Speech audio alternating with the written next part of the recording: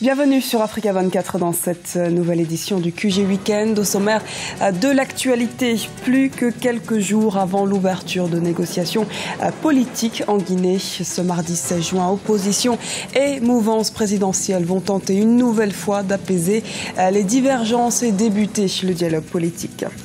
La menace de boycott des élections plane au Burundi. 17 formations opposées à un troisième mandat du président Pierre Nkurunziza ont menacé ce vendredi de ne pas participer aux élections législatives du 29 juin et à la présidentielle du 15 juillet. Le safari de chasse s'impose comme activité lucrative en Afrique du Sud. Cette pratique a généré près de 800 millions de dollars à l'économie nationale en 2014. Les défenseurs de l'environnement pointent toutefois du doigt cette activité. Le dialogue politique semble imminent en Guinée. La suspension des activités de la commission électorale a également été annoncée. Tous les protagonistes de la CREI sont invités autour de la table de négociation ce mardi 16 juin.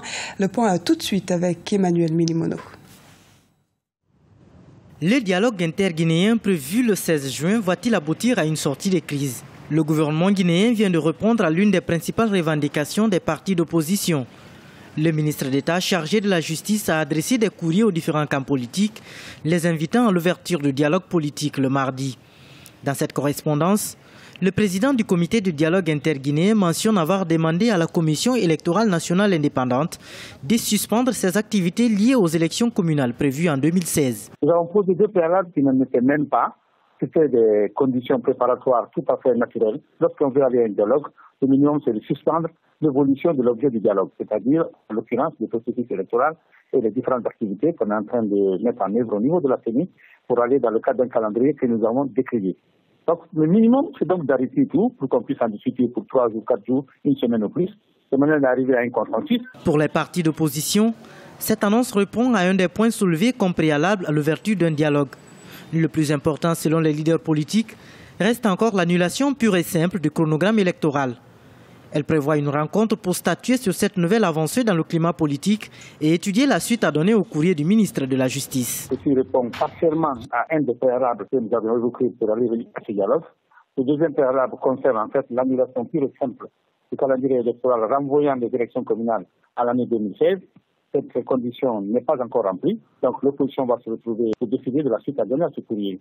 Est-ce que nous allons faire l'impasse sur ce second préalable qui est pourtant très important? Est-ce que nous allons quand même aller au dialogue? Mais nous allons en débattre. La mouvance présidentielle guinéenne et les partis d'opposition sont à couteau tiré depuis l'annonce du chronogramme électoral pour les élections à venir et de manière générale par rapport à l'ensemble du processus électoral. Ce chronogramme fixe l'élection présidentielle au 11 octobre prochain et les élections communales et communautaires pour 2016. Un calendrier qui ne convient pas à l'opposition. Au Burundi, l'opposition fait également pression. Plusieurs leaders appellent au boycott en raison de l'instabilité politique du pays, estimant que la situation actuelle ne permettrait pas d'organiser le scrutin législatif dont la tenue est prévue le 26 juin. Les explications de Lise Elsi à Kizimana. Les élections législatives vont-elles avoir lieu le 29 juin? C'est la grande question que se posent en ce moment les Burundais. L'opposition radicale a appelé mercredi à un boycott généralisé des élections si le gouvernement n'ouvre pas un dialogue immédiat. Dans les conditions actuelles, lorsqu'il n'y a pas de médias, lorsqu'il n'y a pas d'observateurs, lorsque le climat sécuritaire n'est pas au beau fixe, au point que l'opposition ne soit même pas capable de faire campagne. Lorsque on voit toute cette traque qui se fait, toute cette répression contre les manifestants, comment est-ce qu'on peut penser à une élection démocratique?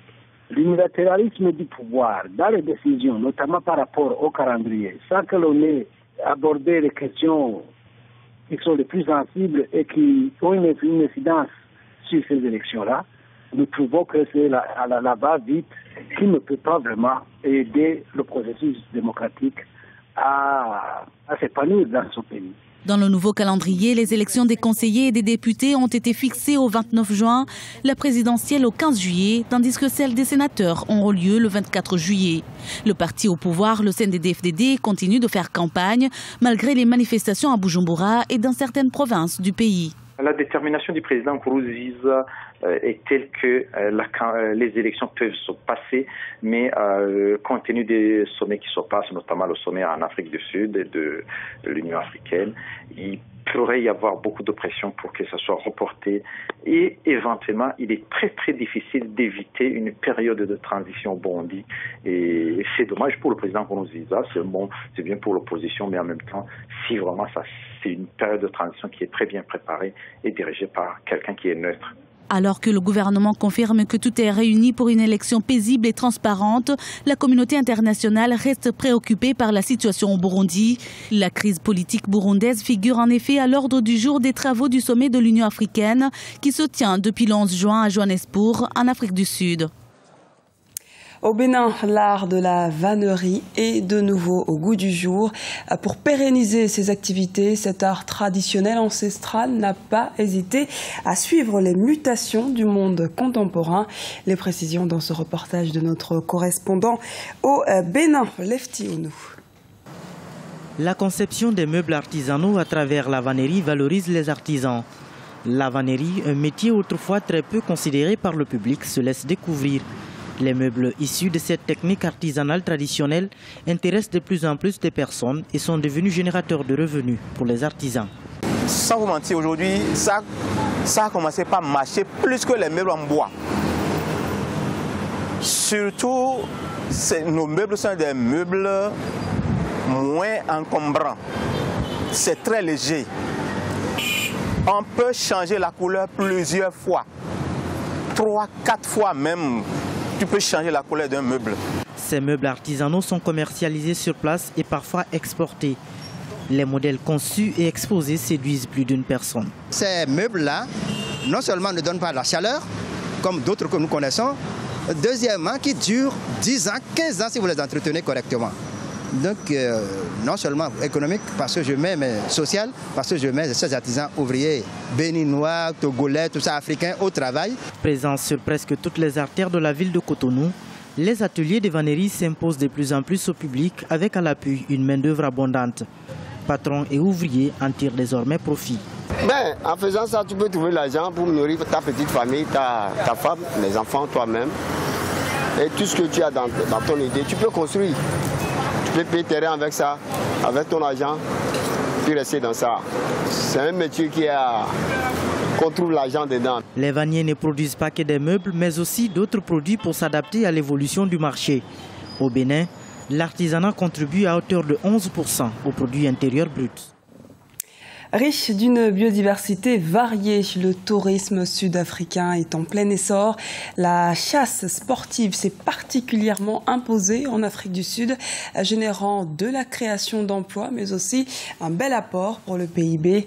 Il n'empêche, la critique des défenseurs de l'environnement ne faiblit pas. Emmanuel Milimono nous explique pourquoi. La chasse sportive rapporte environ 10 milliards de rand chaque année à l'Afrique du Sud. À travers des visites guidées spéciales, les visiteurs traquent les animaux à l'état sauvage, les abattent avant de les ramener comme trophées de chasse. Les animaux convoités sont les lions, les léopards, les éléphants et les rhinocéros. Dans la réserve du Wamanzi, par exemple, les touristes sont guidés par des professionnels moyennant des sommes allant de 500 à 4 000 $ américains. Pour les éléphants, lions et léopards, un prix spécial est appliqué sur demande. Nous avons trouvé un troupeau de mâles impala. Le vent a tourné en notre faveur. Nous l'avons pourchassé et nous avons été en mesure de nous rapprocher d'eux. J'ai réussi à faire de sorte que le chasseur lui tire dessus. C'est un jeune mâle d'environ 2 ans. Cette activité ne manque pas cependant d'attirer les critiques des défenseurs des animaux partout dans le monde. Mais les revenus qu'elle génère prennent toujours le dessus. En 2014 par exemple, l'industrie sud-africaine de la chasse valait 765 millions de $, soit près de 10 milliards de rands. L'exploitation du gibier participe à la création d'emplois avec près de 100 000 emplois. Selon les organisations de préservation de la faune, la chasse aggrave une situation déjà précaire des animaux à cause du braconnage. Il y a une plus grande prise de conscience aujourd'hui et des voix se sont élevées dans le monde pour dire stop. L'Australie, par exemple, a interdit l'importation de tous les trophées de chasse chasse de lions, ce qui constitue une décision importante et nous travaillons pour faire en sorte que le reste du monde suive cet exemple qui mettra effectivement fin à toute l'industrie de la chasse. Des pays comme la Tanzanie, le Kenya mènent également la même activité mais à un degré moins important que celui de l'Afrique du Sud. Certaines populations d'animaux sauvages connaissent une baisse spectaculaire depuis des décennies à cause du braconnage, la perte de l'habitat et de la réduction de certaines espèces dont les prédateurs se nourrissent. C'était le journal de la rédaction. Merci de nous avoir suivis. Retrouvez dans un instant une nouvelle édition de l'actualité sur Africa 24.